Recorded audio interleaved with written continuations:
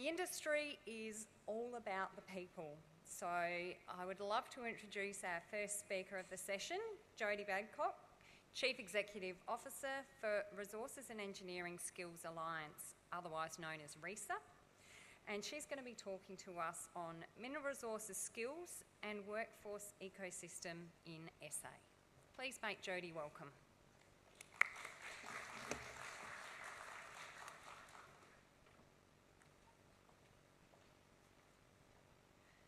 Nina Mani, everybody. Thank you to SAEMC Committee for having us here today. I'm just going to give you a very brief dive into the world that I live in and where my exploration and discovery happens. So RESA is an independent not-for-profit organisation that's been supported by the South Australian Government Department for Energy and Mining since 2007, so we're just about to head into our 20th year. And our focus has always been throughout that time skills and workforce.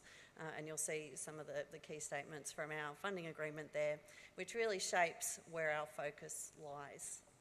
Our priorities are skills and workforce, and underneath that is Aboriginal economic participation and regional capability. Regional capability because that's where the most of our operations are, and Aboriginal economic participation because it's the right thing to do.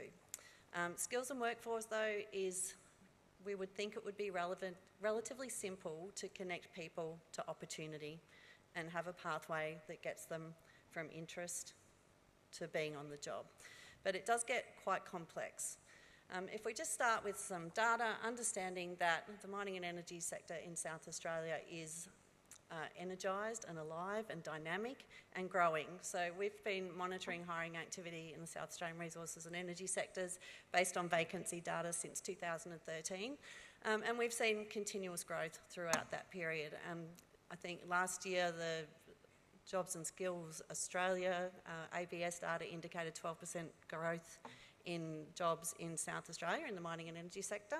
And we're going to look at some more data in a minute. But this data is important because it helps us understand where the demand for occupations is. So we can talk in big numbers around, you know, a workforce of 42,500 people and 17,200 directly employed in mining and energy. But it doesn't really help in terms of workforce strategy unless we understand the occupations and the capability that's required within those occupations and when people are required, because some of these occupations have a 7-year skilling pipeline. Someone driving? So what we look at is we will break down the occupations when we see the job, and we know that the job vacancies advertised aren't all the jobs. We know that you're tapping friends on the shoulder, reaching into universities, going through the brilliant associations that we have that are supporting professionals in the sector to find these people. But the job vacancies do give us an indication of the trends, and it's as close to real time as we can get looking at this quarterly, other than the data that we can get directly from you, understanding what your existing workforce is, what your attrition and turnover rates are, and then looking at what the demand for occupation at the occupational level will be moving forward. So when we look at this, we can see there's two streams of operational demand. So we can see the high demand, which is there's lots of people we need to do these jobs. And we can see down the bottom there you've got engineering and engineering management. The green indicates people professional, and the smallest one that you can barely see, which is a very bright blue, is entry-level occupations. And where we see a mismatch between the demand for the professional skilled operators and the entry level is where we can see an indication of where we're going to have problems into the future. So we need a much closer alignment between entry-level opportunities and professional opportunities if we want to build the capability that we need moving forward. So this is the ecosystem that I sit in. People often say to me, what do you do? And sometimes it's easy to say what we don't do. So what we don't do is what somebody else is already doing. What we do is look at where the gaps are and see what kind of a contribution we can make to bridge those gaps, to have people work ready when and where we need them.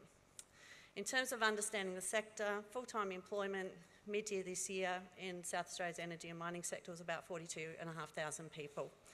In financial year 24-25, 2,745 job advertisements. Sorry, I can't read from here. This is up in the top right corner. It's a little bit blurry, I'm sorry. in that sector, there are 53 regulated occupations. There are 19 regulated activities within the mining sector. There are 320 different occupations advertised across the sector. Can we just flip back to or is that me? Thank you. And across 456 different companies. So although we might have 13 operating mines, the supply chain and the rest of the sector is a lot broader. So sometimes these are shared resources, sometimes we are competing within our own sector for the same talent. So that's just kind of understanding what the workforce looks like at this point in time. I'm not going to go into the graph around where projects are at because I think you guys are probably all over that. But I think what we do want to understand is that even with the foreseeable projects that are highly likely to commence in 2026 and in that 18-month period, we're looking at about 1,900 new jobs or new employment opportunities. So when we add to that the existing demand, the hidden demand, the jobs that we don't see based on project numbers that have announcements, project announcements that have numbers attached to them, we know that that demand's going to be a lot higher. At RESA, we look across the whole of the sector. So you'll see to the top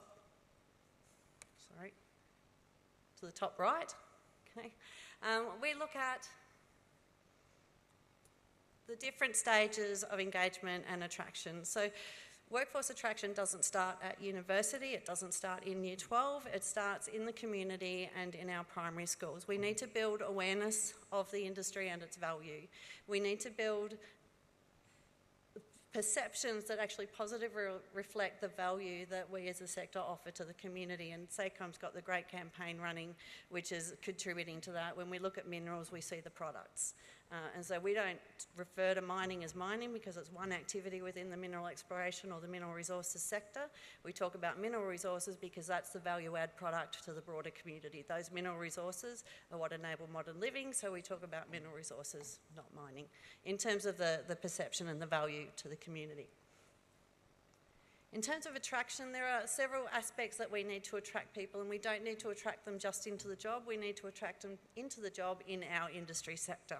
So there's two aspects to it. And to enable that attraction, we need to have visible information, accessible pathways, relevant, realistic and job aligned. So there needs to be this connection between the information, the providers and industry, so that as people are starting their journey, they can see where they can go next. And often they won't see where they'll end up because we don't know where we're going to end up, but we need to be able to see a very clear, visible, real connection to what the next step's going to be. The graduate position, the part-time job while they're at uni, whatever it is that's going to help them make that progression. So we need those clear pathways, and those pathways aren't just through universities.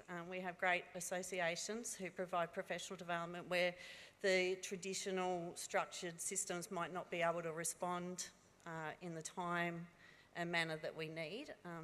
I think we do have some challenges around locking away access to the pathways that we need. So if you think about the engineering pathway, workforce was mentioned when the Minister was here earlier today, concerns around pathways into degree and post-degree qualifications. So if we look at mining engineering, for example, the challenge isn't that the universities need more money. The challenge is that we need more people applying to enter into the mining engineering pathway. So how do we get people to apply to the mining engineering pathway? That starts in schools. And so what's the information that students are getting in schools at Year 9 before they start choosing their SACE subjects? And if you think about that, then what we look at what's happening in schools, what are the SACE subjects that we need for mining engineering? We need specialist maths. If we go and look at what's happening in the schools, only 40% of South Australian secondary schools were offering specialist maths in going back 2 years ago. So I haven't checked it since then. I don't think it's shifted that much. So that means 60% of the schools in South Australia weren't supporting a pathway for an engineering student to choose to go in that direction. So the university offered alternatives, but that information wasn't necessarily made available to the students. And the universities, Adelaide University, the new university structure has removed that requirement now for specialist maths, so they can apply with general maths. but unfortunately mining engineering was taking off their student offerings. So there's been a lot of great work to remove the barriers, some of the barriers, but we need to just make sure these things stay aligned. So there is work now going on to get that mining engineering degree pathway reinstated. But I think we'll find it's the same with the geoscience pathways. If we want geoscience programs to be offered through the universities, we need students to be choosing to undertake them. So when they get those first round preference applications, that'll determine what classes get run.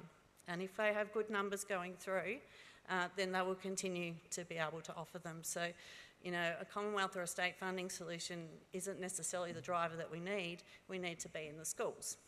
So some of you might be familiar with the Geoscience Pathways program. The Geoscience Pathways program's led by Kelly Sharrod. So Earth and Earth Science Stage 1 and 2 curriculum was offered in 4 schools going back about 4 years ago. So 4 schools of the 270 secondary schools across South Australia offered Earth and Earth Science in Year 11 and 12. That's now been increased to 11, with another 4 schools looking to come on board in the next year. So the way that program works, Kelly's a teacher. She's developed all the curriculum resources. She runs a support to teachers in other schools so that she can build their capability to offer the curriculum. We've supported them with sponsorship for a website. We're becoming a major sponsor next year. But this is a really important program if we want to encourage pathways into these critical jobs. So I would think after next year, they're going to be looking for industry sponsorship to keep the program running. And I think if we want people choosing these pathways, then that's something within your organisation. If you have the capacity to support it, then I'd really encourage you to reach out. So the reason I've sort of dug a bit deeper on those examples is that it takes many contributors to make these pathways happen. So when we look across all sectors. So everything from campsite services to drilling and blasting to fabricators to riggers and crane operators and any job role that you find on a mine site, then we will dip in where we find there's a gap in the employment pathways area. So sometimes that's talking to the High Pressure Water Jet Association, and sometimes it's talking to things that are more directly aligned to mining operations that might not be available elsewhere. And I think one of the things in the previous image where we saw the demand across the sectors, the geoscience and the earth and environment type roles, they're a very small number of the overall workforce demand. And so we look at things in 2 ways. There's the high demand job role and then there's the critical jobs. These are the jobs that we need in order for the sector to thrive and prosper and continue. So what we do in that space is try and quantify the demand, and it doesn't matter if the demand is low, we just need to know that it's there so that we can advise on things like the occupational skills shortage list. So once something's on the occupational skills shortage list, which is a Commonwealth government initiative, it can then advise critical skills lists. Critical skills list can get approved for skilled migration. So it influences visa opportunities and bringing in skilled workers. It influences funding that can be available to support alternate pathways. And I think that's really important to remember, that the data isn't just about knowing, it's about how we can leverage that data to plug into these other initiatives that sit within the Commonwealth, within the state, within regions, so that we can develop solutions. And the more effective solutions, or the most effective we develop, are the ones that we can develop in collaboration. And just an example, if you look at, say, the space industry indicates 1,500 jobs. That's it. We're generating close to 2,500 jobs a year in the mining sector. Space industry forecast for employment, 1,500 jobs. And yet, they can get Commonwealth funding support to develop industry-specific pathway programs in the higher education system. And for an example, an apprenticeship degree that's been developed to support AUKUS, there was $500,000 that was found to develop that higher apprenticeship pathway from the Commonwealth. Okay. So if we think about that as an industry sector, what we could do together, and the reason they've been able to do that is because all of the suppliers in the AUKUS supply chain have committed to taking on these higher education apprenticeships, these apprentices, once they start their programs. So they'll be doing their engineering degrees at work and developing, and the supply chain have committed to that. So I think if we think about what we can achieve in collaboration, especially because we have a lot of small to medium operations that are looking to be coming online, and then we've got one big one, okay? But all these small to medium ones together generate the same level of workforce demand as BHP mine with the copper province. So, you know, when we work together and we can quantify, we can build the business case to develop these solutions that don't rely on one company doing it all, but where we can work together to actually build a more strategic solution, which then brings in more partners, increases visibility, makes the pathway accessible, and we can bring in all these other levers like the Department for Education, who's working with students in schools, like the Department for Industry and Skills, which can support some other surrounding mechanisms that we have. So at RESA, we reach in at the regional level, we reach in at the state level, we reach in at the Commonwealth level to help guide and shape the initiatives that get moved forward in order to support skills and workforce. So whether that's traineeships and apprenticeships, on Monday we're going to a regional licensing consultation because people in regions need to be able to drive to be able to get to work. So sometimes we're looking at higher education apprenticeship pathways, and South Australia had the first declared vocation for a higher apprenticeship, which is an Associate Degree of Engineering, which is supported through Uni Hub and Central Queensland University with specialisations in geology, mechanical, electrical, and one other stream that I can't think, civil. Civil is the other stream. So that can actually be delivered through a work-based model for an associate engineer working along that pathway, and it was designed to help tradespeople transition from trades to semi-professional roles. Okay, so these are things that can be done in collaboration. How much? 2. Okay. There was another slide there at the bottom, which was the education provider network. We're looking at over 300 primary schools, 270 high schools. The VET providers is in the vocational education and training providers is in the 70s. So at RESA, we try and reach in where we can to address the things that are raised with us as a priority at that point in time. I just wanted to touch on some of the initiatives that we've got going at the moment. So RESA's small, it's me and now a career advisor who's just started with us. He'll be going out to schools in 2026. And we're rebranding redeveloping our Hot Rubble website so that schools can make bookings, and really happy to work with industry on community engagement, stakeholder engagement, where you're looking to help people understand the sector and what the career pathways are in the sector, or if you want to connect with providers to look at what you can do to build your workforce. The Hot Rubble Connect job portal, that's been developed in consultation or in collaboration with Osmine to support the Accelerating Women in STEM program. So we have a collaboration agreement with Osmine, and over time we now have a database of undergraduates and postgraduates, sorry, the slide's changed, who will be looking to enter our sector into the future. The Hot Rubble Mining and Mets Careers is our careers pathway and advice website. It's been around since 2013 and we're just going through a major refresh at the moment. We're about to release our new career guide, which zeroes in on 60 different occupations across the mining sector, and really aimed at giving some to students that they can have hands-on, because we can put things online, but unless we've got people driving students to that online content, it's just white noise. Okay, so we want to get into the schools and into their hands so they can be flicking through and getting hands-on with the information.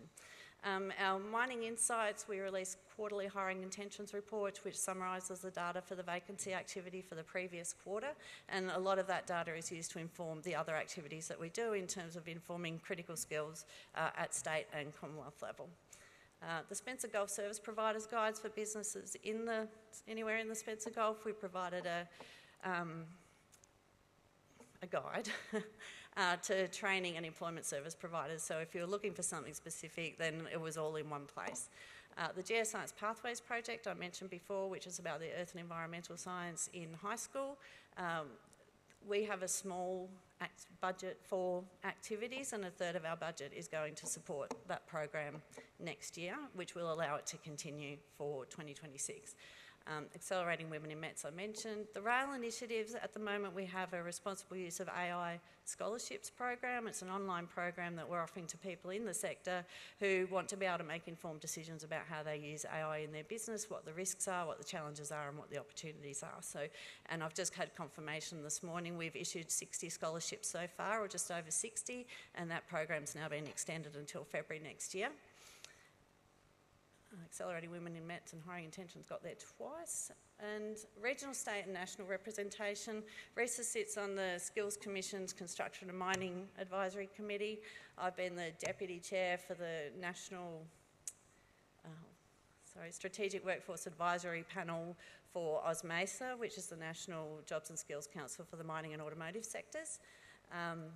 The CITB, the Construction Industry Training Board Civil Sector Advisory Committee, the Upper Spencer Gulf Skills and Workforce Advisory Committee, which reports to the Intergovernmental Group led by Minister Tom Koutsantonis around skills and workforce priorities in the Upper Spencer Gulf. So we're busy, we are connected, we are really keen to support industry in whatever way we can in terms of looking at how we leverage the ecosystem that we're in to be able to deliver the workforce that is needed to move projects forward. Thank you.